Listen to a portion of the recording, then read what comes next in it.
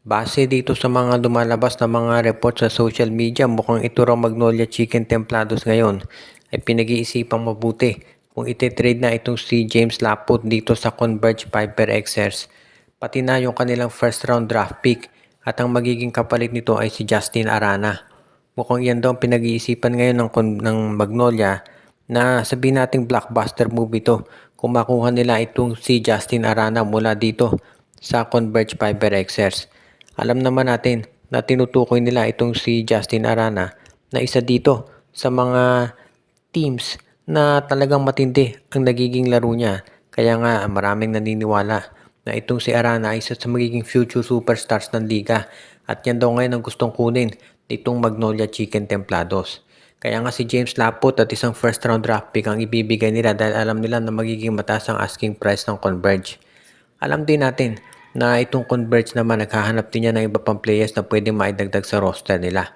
Ang sabi ngayon ng iba medyo malabo raw, napakawala ng Converge ito si Justin Arana. Pero sa totoo lang, yan din ang sinabi ng mga fans ng Converge. Bago tinrade ito si Jordan Heading na imposible raw yung pakawala ng Converge pero ano nangyari? Tinrade din nila si Jordan Heading kaya huwag na tayong magtaka kung ito si Justin Arana ay hindi nila ay ganyan din ang mangyayari.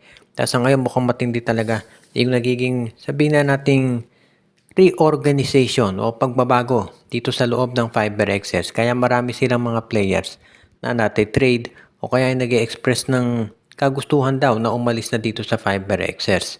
At marami din naman mga bago na naidadagdag dyan. Kaya nga yung pagpunta ni Arana dito sa Magnolia Chicken Templados ay isa talaga dito sa pinag-aaralang mabuti ngayon. Sabihin na natin itong mga iba't ibang mga teams na talagang gusto na maging mas malakas itong kanilang roster para sa darating na off-season ng PBA. At napag-uusapan yung pagpapalakas ng lineup, ang balita natin ngayon, ito daw San Miguel Beer ay kinakausap na itong Phoenix Fuel Masters para ma-acquire yung draft pick nito.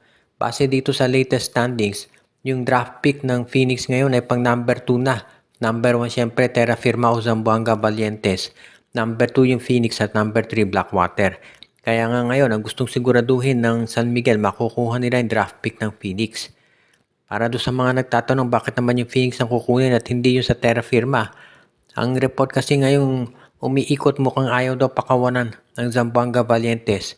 Yung draft pick nila dito, yung draft pick na nakuha nila mula sa Terra Firma. Dahil yan daw ang gagamitin ng Zamboanga Valientes para makuha yung top player dito.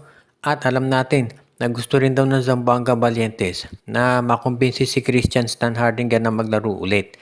Kaya nga mukhang ang mangyayari ngayon, itong San Miguel ang kukunin na lang yung number 2 pick mula sa Phoenix. At ang magiging tanong na lang ay kung sino ang i-offer nilang kapalit. Baka daw si Jeron Teng ang ibigay nila dito sa Phoenix Fuel Masters. At malamang daw yan tanggapin ng Phoenix na interesado sila sa serbisyo nitong si Jeron Teng. Ngayon, kung sakasakali nga na makuha ng San Miguel yung number 2 pick pa, marami silang makukuha dito dahil maraming big men na nag-apply sa draft. Kabilang na to si Raven Gonzalez, itong si Justice Decorsi sa sali din daw. Alam natin nandiyan si CJ Lane at itong si J.O. Chu. Plus maraming mga forwards dyan, marami ding mga guards, si Jason Brickman, obviously si Kobe Paras. Kaya hindi mawawalan ng mga bagong option itong San Miguel kung talagang gusto nila na dagdagan pa ng mga power forward yung kanilang roster. Kaya nga mukhang ito na talaga ang nababagay dito sa San Miguel ngayon at yan ang dahilan kung bakit determinado sila na makuha itong number 1 o number 2 pick sa darating sa draft na hawak ngayon ng Phoenix.